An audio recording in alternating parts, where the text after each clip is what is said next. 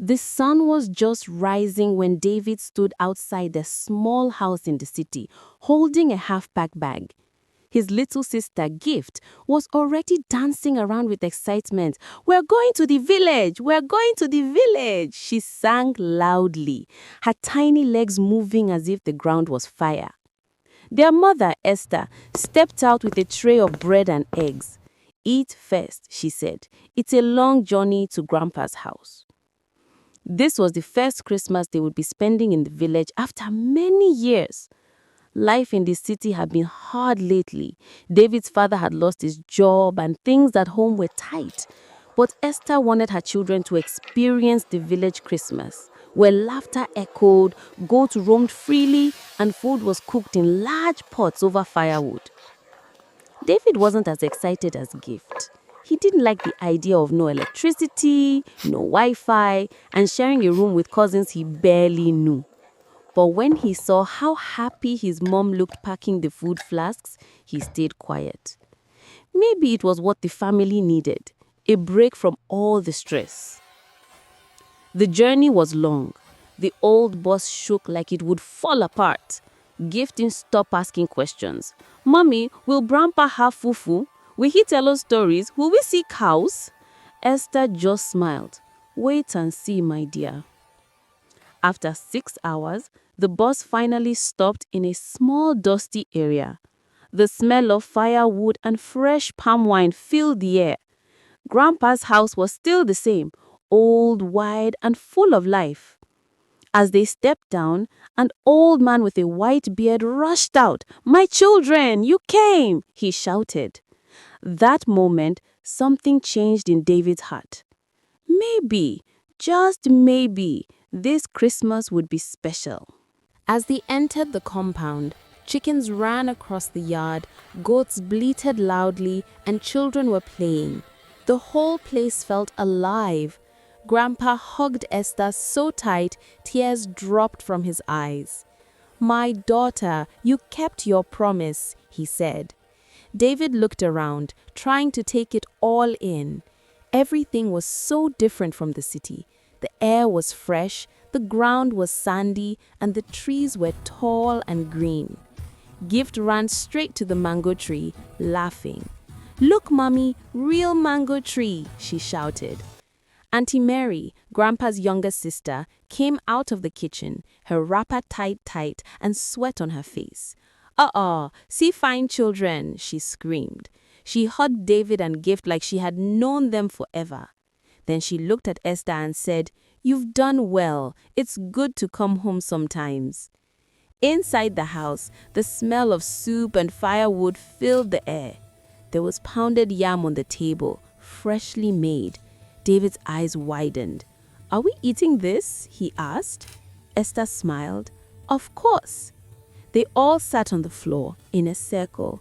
Everyone used their hands to eat, something David hadn't done in a long time. He watched Grandpa dip his hand in the soup and lick his fingers. "This is how Christmas begins," Grandpa said. That night, after eating, they sat outside under the stars. Grandpa began telling stories from the old days, how Christmas was when villagers gathered, shared food, danced, and forgave one another. David listened quietly. Gift was already sleeping on Esther's lap. For the first time in a long while, David felt peace. The worries from the city started to fade. He looked at his mom and whispered, "Maybe coming here was a good idea." Esther nodded and smiled. "Just wait, the real Christmas hasn't even started yet."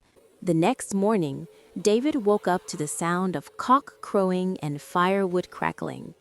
The sun had just started to rise. When he stepped outside, the air was cold and fresh.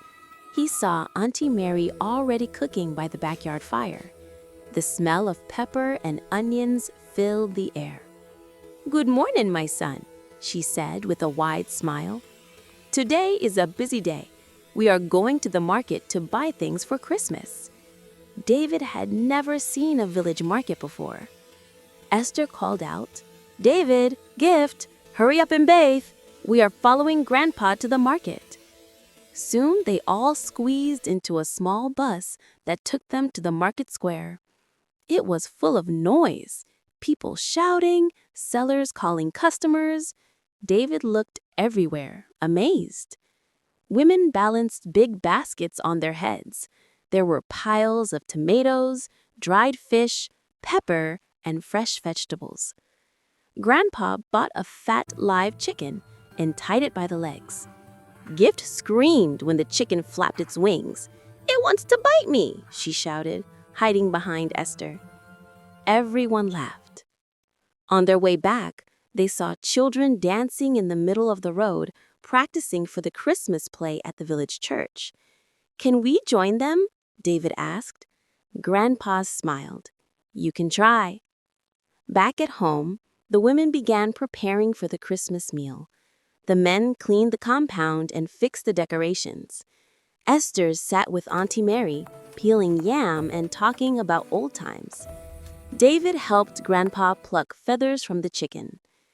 As evening came, the whole village felt different, joyful and alive.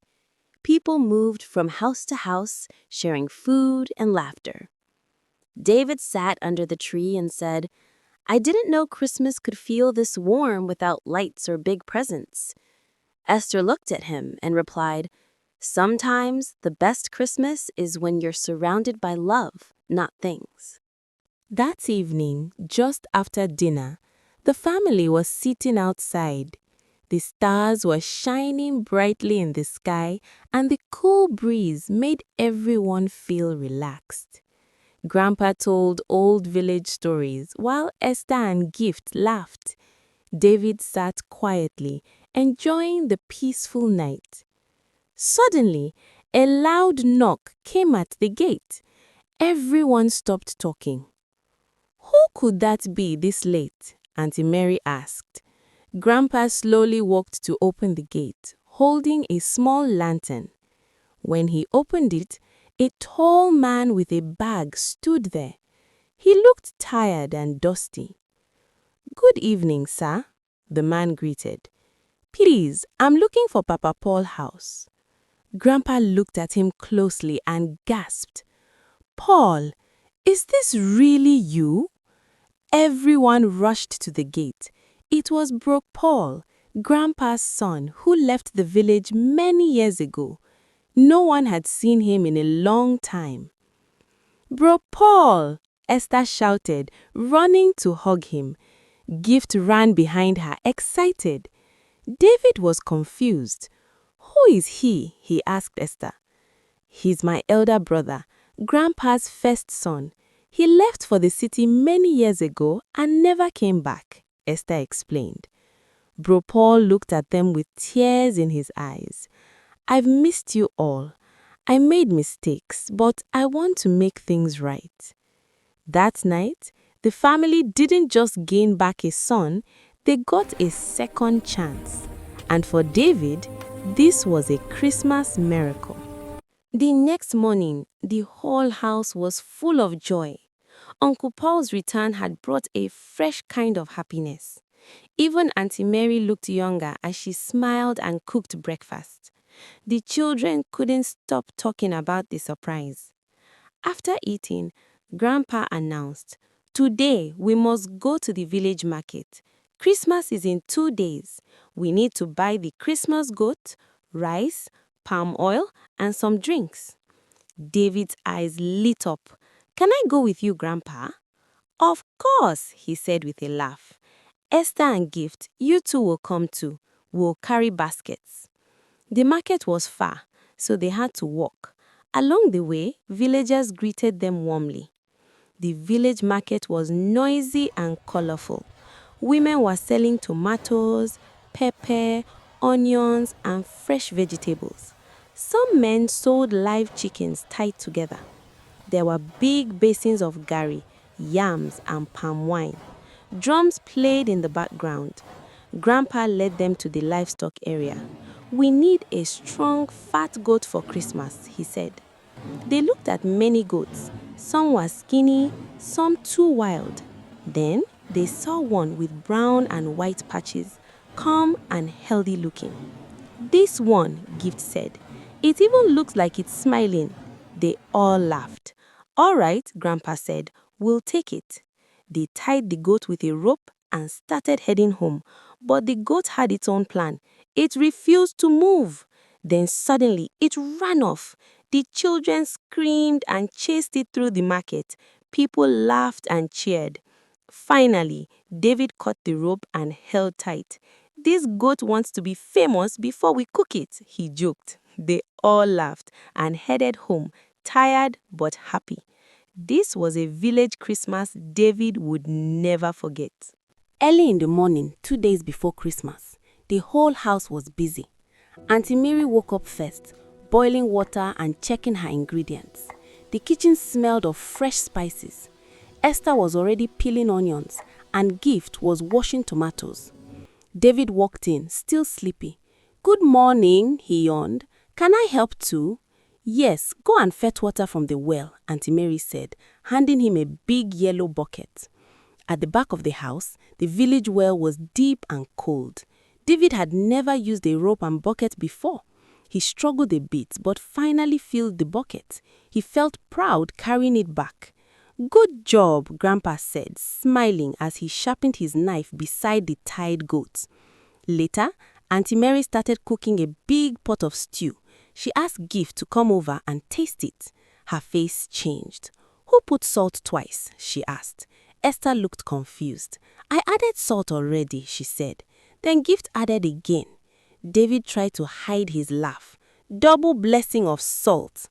But Mama wasn't laughing. "Now the stew is spoilt." They all felt bad. It was the big Christmas stew. Everyone was quiet. Then Uncle Paul entered. "What's wrong?" When they told him, he smiled. "Don't worry, there's still time. Let's fix it." He ran to the market and came back with fresh tomatoes and meat. "We'll make a new stew together."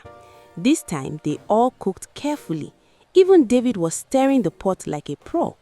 When they finally tasted the new stew, it was perfect. "See?" Uncle Paul said. "Teamwork can fix anything." Everyone laughed. Christmas was coming and the spirit of joy returned. The sun had not fully risen, but the village was already awake. Birds were singing and roosters were crowing loudly. It was Christmas morning. David woke up first. He rubbed his eyes and smiled. "It's Christmas," he whispered, jumping off his mat. He quickly woke up Gift and Esther. "Wake up, it's Christmas Day." They all rushed outside, still in their pajamas. Auntie Mary was already in the kitchen, preparing jollof rice and fried chicken. The smell made their mouths water. "Merry Christmas, Mama," they shouted together, hugging her tightly. "Merry Christmas, my children," she said, smiling and handing them small boxes. "These are your Christmas gifts." Gift opened hers and found a beautiful red dress. David got a new pair of sandals, and Esther received a lovely necklace. "Thank you, Mama," they screamed with joy. They wore their new clothes and helped Auntie Mary with the cooking. The whole compound smelled like heaven. Jollof rice, fried plantain, goat's meat, and puff-puff. Soon, visitors started arriving. Neighbors, cousins, and church members. Everyone brought something. Yam, fruits, soft drinks, or meat. Laughter filled the air. Uncle Paul gave the children balloons, and Grandpa brought out his wooden flute. He played Christmas tunes while the children danced and clapped. At noon, they all sat down under the mango tree to eat. Big bowls of food were passed around. Everyone was happy and full. But just when they thought the day couldn't get better, Uncle Paul stood up and said, "I have one more surprise." He pointed to the back of his car. David and Gift ran to look and shouted, "A bicycle!" A brand new bicycle stood there, shining in the sun. "It's for all of you," Bro Paul said. "Share it and enjoy it." They screamed in happiness, jumping up and down. For David, Gift, and Esther, this Christmas wasn't just fun, it was unforgettable. It was filled with surprises, laughter, and love. The days after Christmas were filled with happiness and new friendships. David, Gift, and their mother, Esther, felt something special in their hearts. They had learned a big lesson during their time in the village. Before they left the village, Auntie Mary said, "Remember, Christmas is a time to open our hearts. It is about giving, loving, and bringing joy to others." The family hugged each other tightly. They knew this Christmas was different. It was a Christmas full of lessons, love, and hope. As they boarded a bus back home, the sun shined above them, shining like the light in their hearts. This Christmas story was not just about small village. It was about how love can change everything. And that is the greatest Christmas gift of all. Don't forget to like, comment your favorite part, and subscribe for more powerful African stories that touch the soul. Thanks for watching.